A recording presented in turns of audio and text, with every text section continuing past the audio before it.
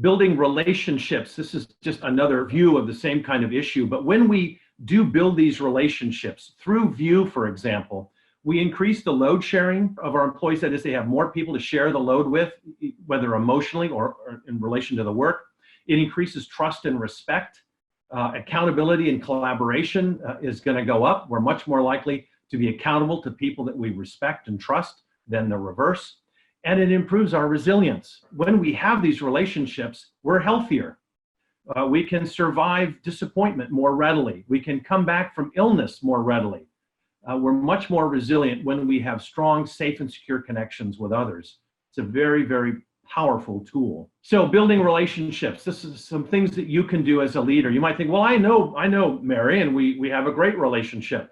But this is a time to drill down a little bit deeper, because you are typically not going to have the same kind of FaceTime, if you will, with these folks. So notice facial expressions. In video calls, for example, pay special attention to the upper part of the face. What we're looking for here are insights into how they're feeling and what's going on with them. And we want to be responsive to those. Maybe not necessarily in the call. Let's say it's a team meeting, but you might see something in an employee's face during a team meeting, in a Zoom call, for example, or Google Hangout or Microsoft Teams. And then you're just going to make a note to yourself, I need to call Don after this meeting. Something's going on and I'd like to help. Connect personally. People want to be known and valued for more than the work they produce. And this is one of the reasons why we want you to dig a little bit deeper, to know something about them other than their workload. So don't just say, many managers just say, how's the work going? How are you doing on the project? And that's okay to ask. I just wouldn't ask it first. I would first start with the questions we shared with you before, check in with them on a personal level, and then go to the work, if you will. And then ask for feedback. This is where you can check in to ensure that what you've heard is what their intended message was. So this is also a form of reflection, but share with them what you thought you heard. Are you really is that the right thing? Did you get the right message from that? But also you can ask for feedback on what you could do differently or better for them. To be open and vulnerable, and I've spoken about that already. It's okay. It's actually a strength for a leader to be able to express some vulnerability and openness in their role. We also want to simply create a felt sense of safety, and this is can be really, really important. That we're coming back to this triangle that I talked about before. Of the survival is seen through a lens of safety and connection. But when we have that kind of safe haven environment, when we have strong connections with others, it improves everybody's capacity to do the work and willingness and desire to do the work. So what can you do as a manager, as a leader? And some of these things, again, we're reinforcing things we've said before, giving them a new context, but you want to be predictable and consistent. And if there's just one thing a manager needs to do for their staff that has the largest impact, the highest return on investment, if you will, is to be predictable and consistent in how you show up for your team. If you are a mercurial leader, one minute you're praising and validating a staff, maybe after lunch or later in the day, you're dismissive of them, you're disrespectful of them, you put them in a one-down position, you shame them in front of their peers. If you're this hot and cold kind of mercurial manager, the brain codes that as threat, and the therapy world has a phrase for that. It's called crazy making. And so you don't want to be doing that even in normal conditions. It's unfortunately far too normal and consistent practice, but certainly in these conditions, you want to be more predictable and consistent than you've ever been before. Provide clarity, again, on what's next and how they're doing, but be clear as you can be, including providing clarity on what you don't know. So just be really clear and transparent. Support collaboration. Encourage them to do these virtual technology events with others on the team. Don't just say, hey, why don't you call Dimitri and talk to him about this. It's do a Zoom call, do a Google call, but look at them, talk to them face to face, and that's going to be incredibly valuable. Offer meaning and purpose, and this is where we want to remind them of, and those of you that have been through my boot camp when I talk about having a cathedral narrative, This is a good time to come back to that cathedral narrative. And let me just tell that little story to those of you that haven't attended one of our boot camps. So I love construction, and we have a number of construction companies as clients because they're feeling the labor crunch and retention crunch has been very, very challenging over the last couple of years. Anyway, so imagine I'm walking next to a construction site, and I'm walking along and I come to a mason, and I look at the mason and I say, hey, what are you doing today? And the mason looks up at me and says, well, I'm laying brick. He's probably thinking it's pretty obvious, dude. You see the bricks and the mortar. What else do you think I'm doing? But anyway, hey, what are you doing today? He says, well, I'm laying brick. I said, that's cool. Look, may feel easy to you, but I couldn't do it like you do it. There's just no way I could do that. I walk down a little bit further. I come across a second mason, and I say, hey, what are you doing today? And this mason looks up and he says, well, I'm building a wall. It's going to be about 8 feet high. It's going to go down about 100 feet, then a 90-degree turn. And I go, wow, that is amazing. Look how plumb that is. That's just remarkable. And then I walk down a little further, and I come to a third mason, and I say, hey, what are you doing today? And this mason looks up and he says, well, I'm building a cathedral.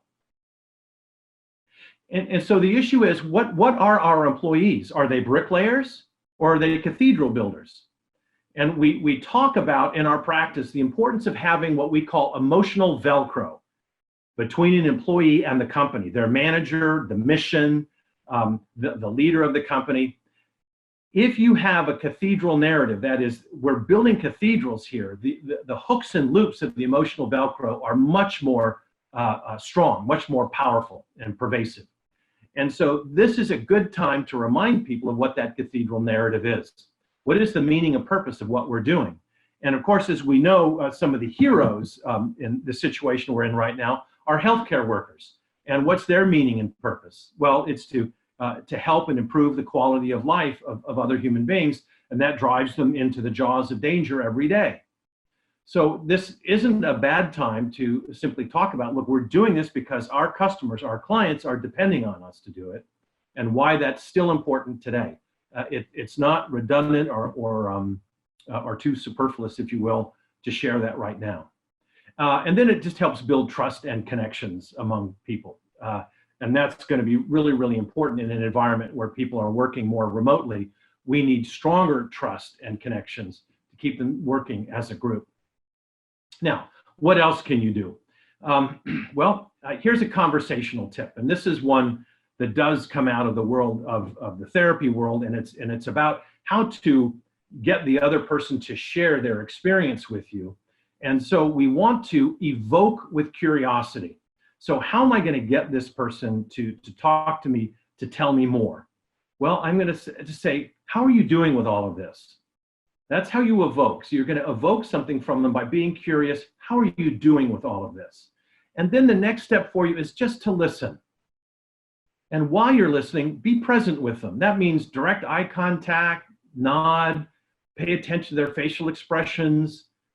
If it's appropriate to take some notes, if that's the environment you're in, write something down.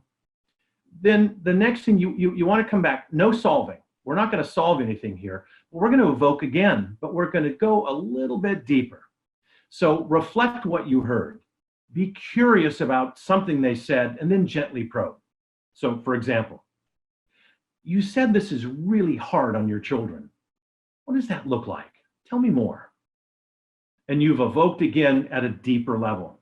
And just a little note at the bottom of this page. Remember, you're not trying to solve their challenges.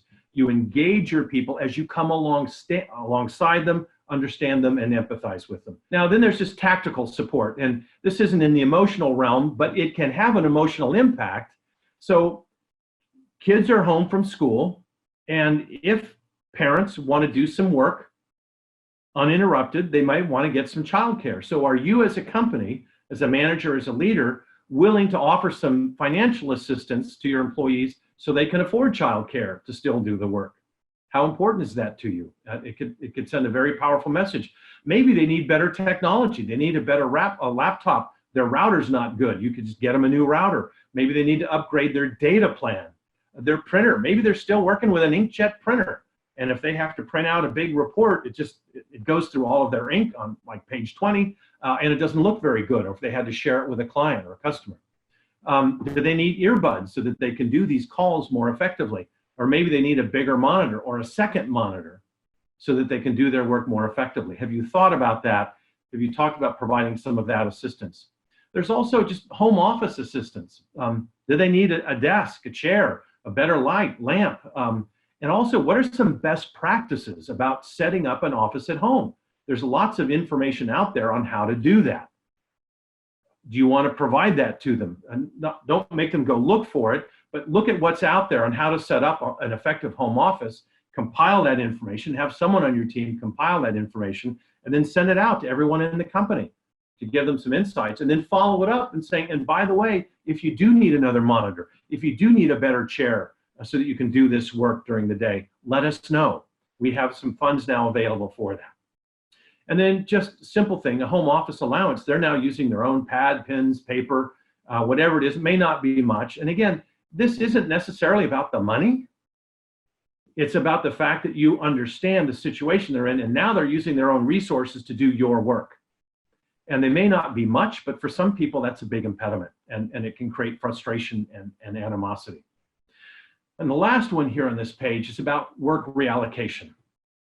So when people were sent home, some of those people were sent home and they don't have much to do. So for example, if you were a picker in the warehouse and you're now at home, you can't do that work. So you're at home and you're idle.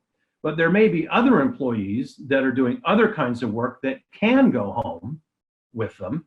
But because of the conditions we're in, it feels a little bit more overwhelming than usual. Is there a way that we can reallocate some of that work to people that don't normally do that work, but they're capable of doing it?